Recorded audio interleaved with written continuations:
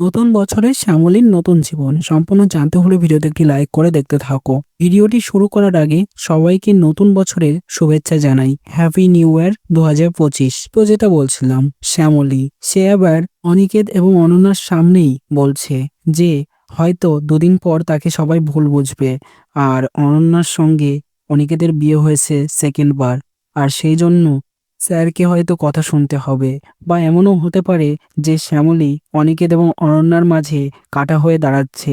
এমন আলোচনা হতেও পারে বাড়িতে। সেই সব নিয়ে হয়তো অনন্যার পরে খারাপও লাগতে পারে। হয়তো সে এখন বলছে এরকম, পরে গিয়ে তার খারাপ লাগবে, এমনটাই বলছে। সেই জন্যই শ্যামলী এই বাড়ি থেকে চলে যেতে চায়। সে চলে যাবে এই বাড়ি থেকে, এমনটাই কনফার্ম হচ্ছে।